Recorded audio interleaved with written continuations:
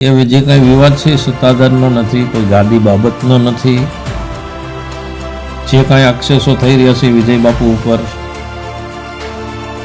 એ આક્ષેપોનો વિવાદ છે. અને જે કોઈ આક્ષેપ કરી રહ્યા છે તેના સગા ભાઈ નીતિનભાઈ ચાવડા, પછી જે કાંઈ અમરેલીવાળા બધા કહે છે કે સનાતન ધર્મ બદલામ થાય છે, પણ બદલામ કરે છે કોણ?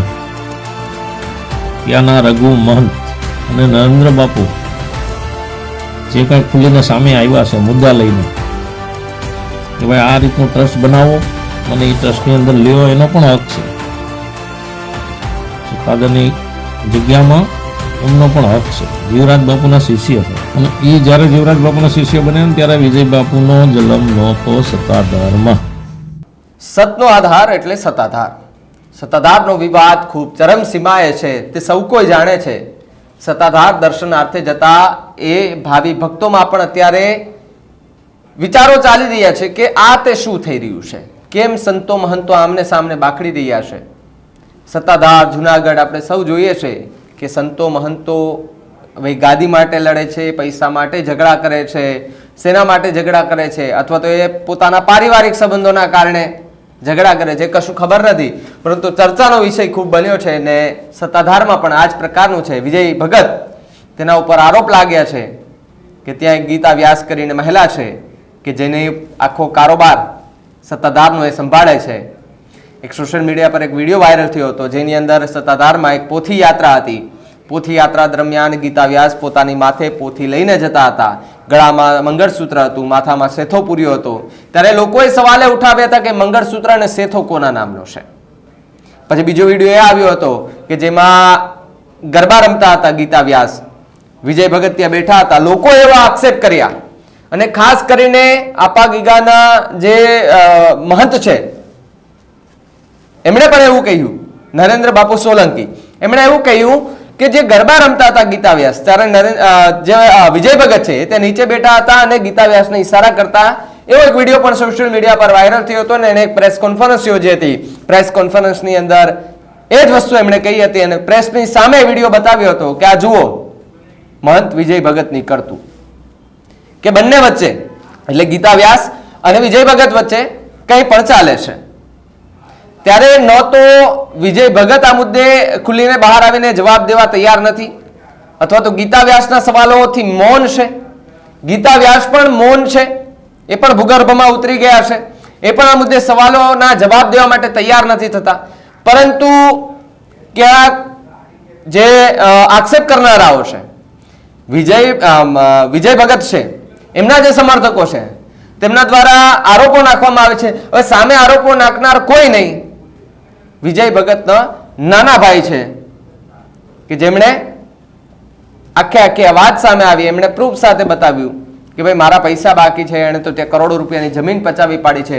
નીતિન ચાવડા એમના સગ્ગા ભાઈ છે અને નીતિન ચાવડા અને વિજય ભગત બંને ભાઈઓ અત્યારે આમને સામને છે. અને એમાં જ એન્ટ્રી થઈ હતી નરેન્દ્ર બાપુ સોલંકીની.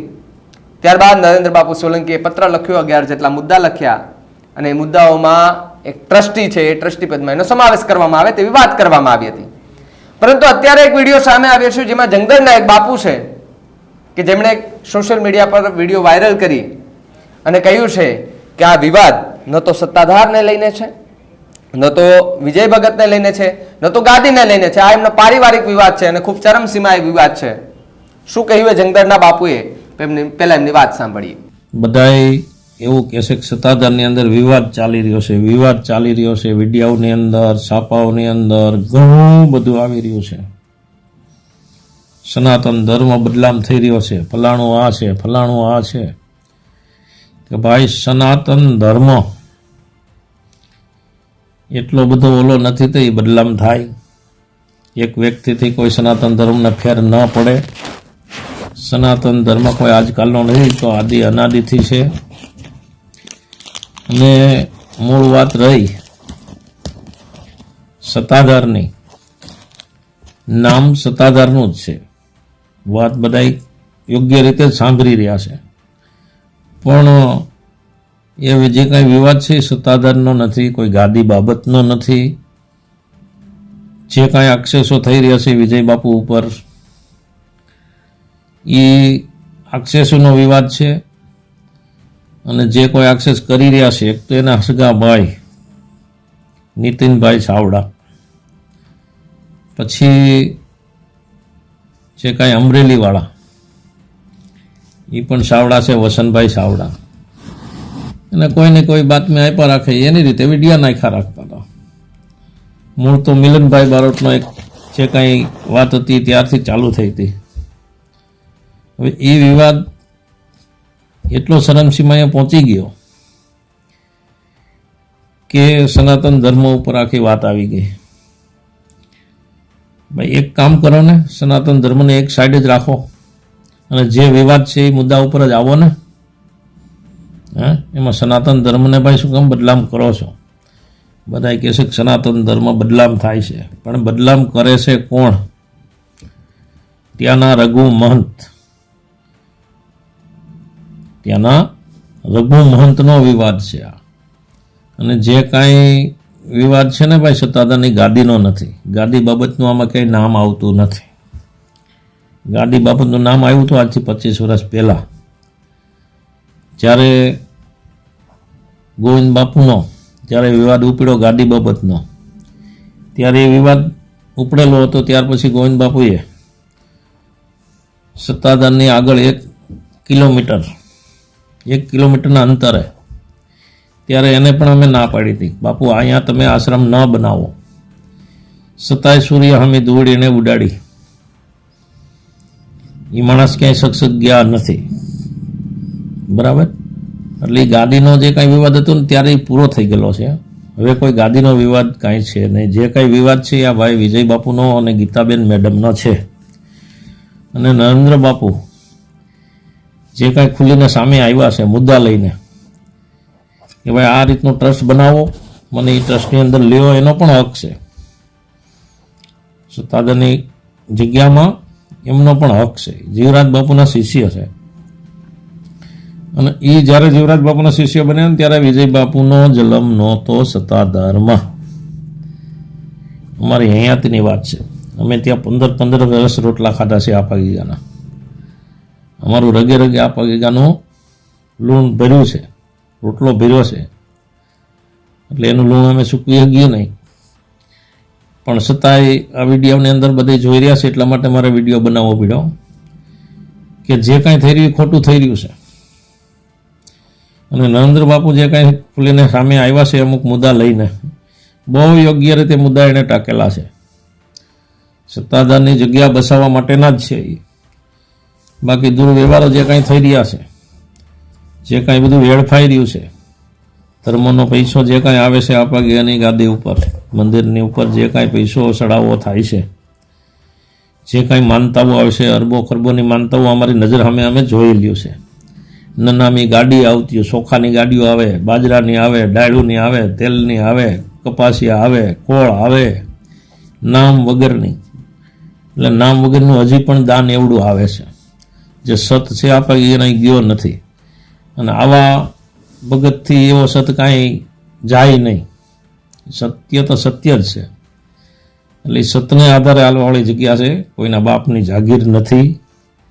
18 વરણની જગ્યા છે. 18 વરણ એની અંદર માને છે અને આસ્થાનું એ કેન્દ્ર છે. એટલે કોઈના બાપની જાગીર નથી.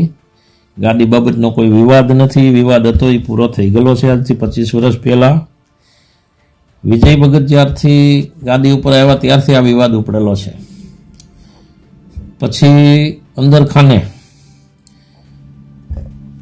જીવરાજ બાપુના શિષ્ય તો નરેન્દ્ર બાપુ બીના જ હતા, પણ એ ફક્કડ નહોતા, ગ્રસ્તી હતા. એટલે એમને શું કીધું બાપુએ કે ભાઈ તું એક કામ કર, તારે સેવા કરવી છે તો આપેગાના નામનો એક ઓટલો બનાવો અને ન્યા રોટલા અમે ખવડાવો.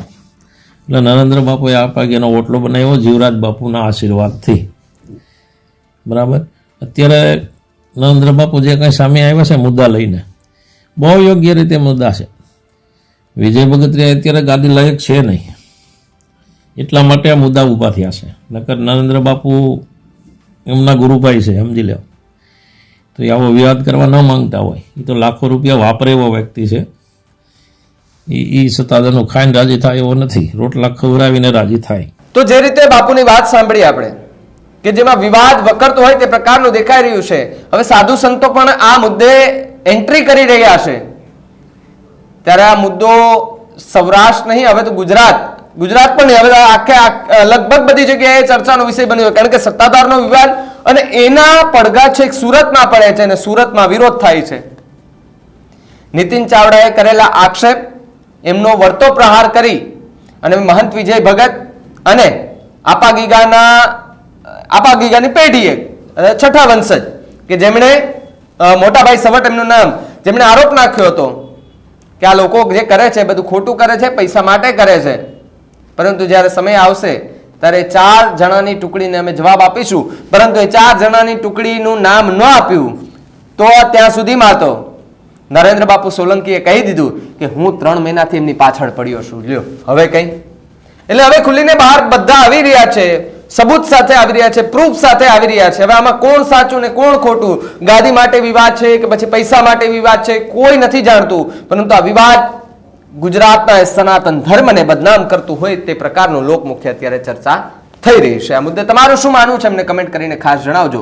જો તમે અમારી ચેનલ ન્યૂઝરૂમ ગુજરાતને યુટ્યુબ ઉપર સબસ્ક્રાઇબ ન કરી હોય તો અત્યારે જ સબસ્ક્રાઇબ કરી લેજો અને બેલ આઇકનને દબાવી લેજો, જેથી કરી અને પળે પળના સચોટ સમાચાર તમને તમારા મોબાઈલ પર તરત જ મળી રહે. નમસ્કાર.